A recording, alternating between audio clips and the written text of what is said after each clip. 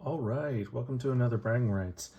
This time to recognize the great new show from HBO, House of the Dragon, which is based on Fire and Blood, a very, very interesting history book that I don't think gets quite enough love. I'm deciding to showcase some of my Game of Thrones armies.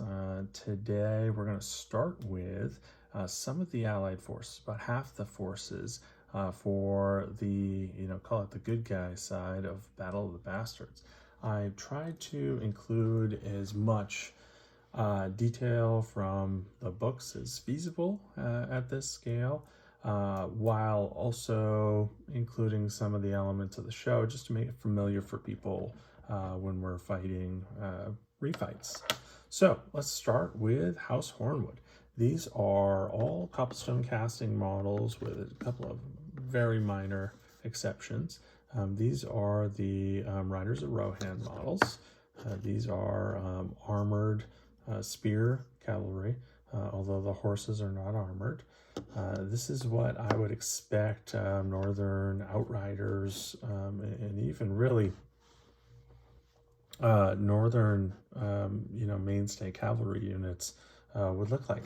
These are house colors from the books for Hornwood, and we have here a not so detailed but slightly recognizable moose skull on there. These are cobblestone casting as well. Notice they almost look like a smaller scale than the cavalry. These are big cavalry. Even though these are from the same range, the cavalry are quite large. These come in War Master style strips. I chose to trim down the strips and just make one big block of guys here standing in very disciplined ranks. Used a lot of black and white as I do throughout my northern houses, just to kind of give them kind of that Northman feel for kind of think of our world history. In here, I of course included the house color of orange. I did include some fair-haired folk as well. Again, kind of thinking of our traditional conception of Northmen. I do have a few Irish wolfhounds running out in front of the force. I thought that added a little bit to the scene, built up a little bit of rock, stuff like that. I do really love in 10mm basing things on these big chunky bases. It's very satisfying to plonk a unit like that. Well, not like that, but to plonk a unit like that on the table.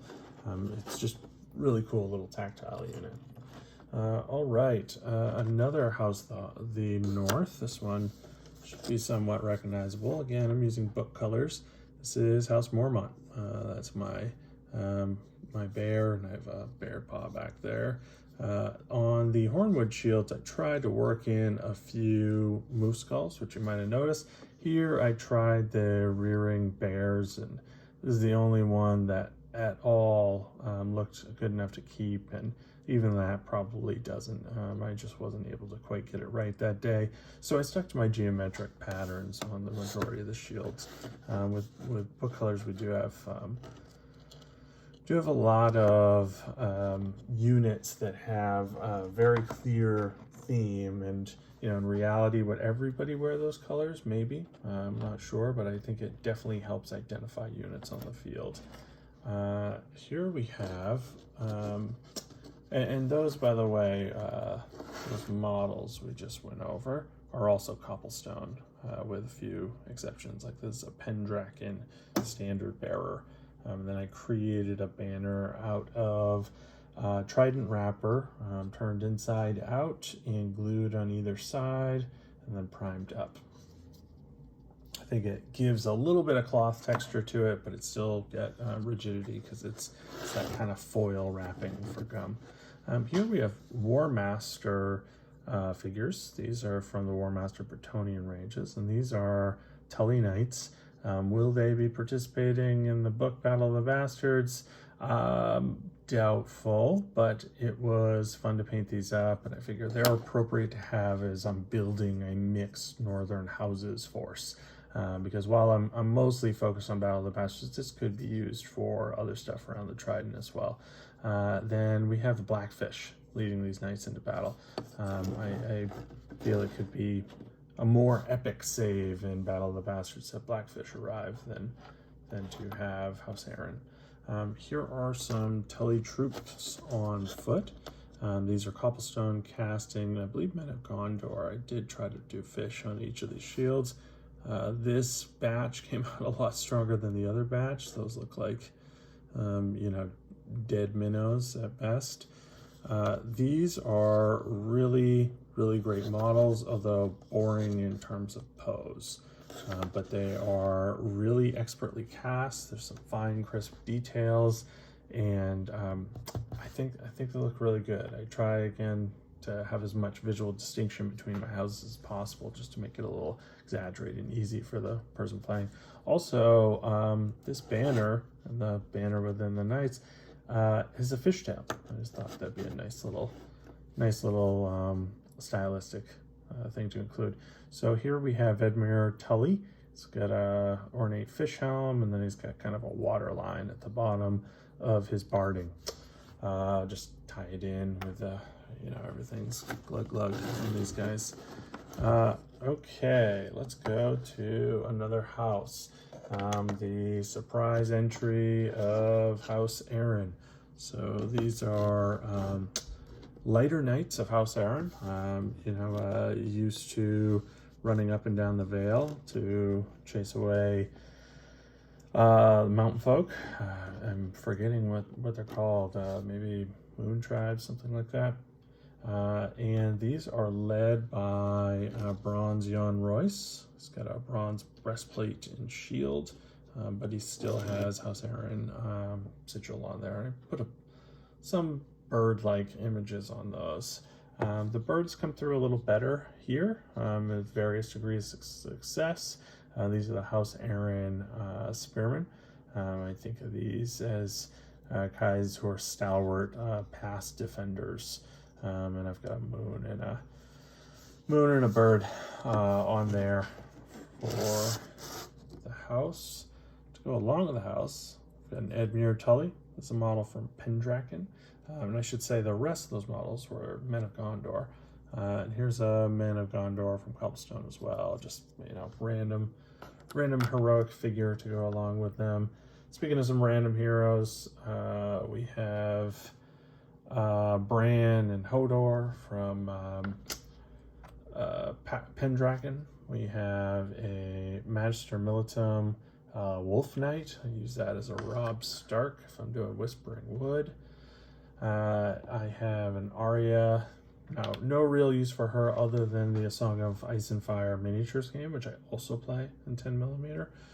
She would be one of the political hero selections on that round base. We've got little Rickon getting escorted to perhaps Skagos. I'd love to learn more about Skagos.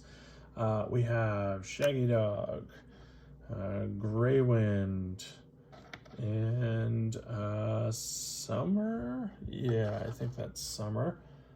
We also have Ghost while we're at it. So we've got plenty of dire wolves represented.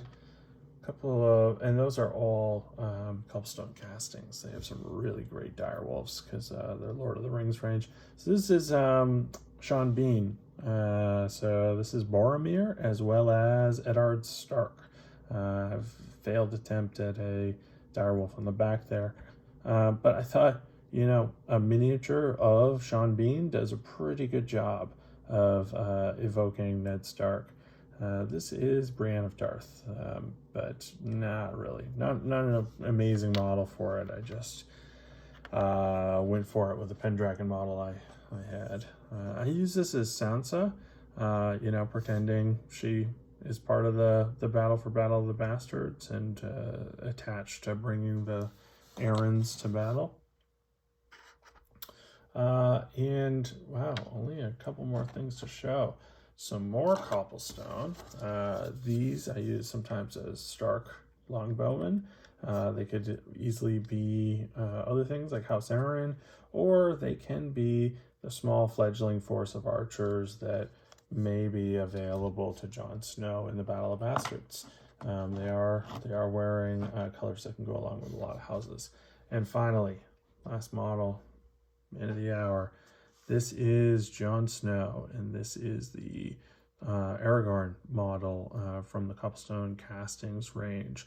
Really great fantasy range. I really like these models. I'd like to paint a few more of them and really take my time. These I'm not sure I really work to the best of my ability. 10 millimeter, one of the things I typically try to do is get a large amount of minis painted up in a small amount of time. So therefore, again, not always my best work.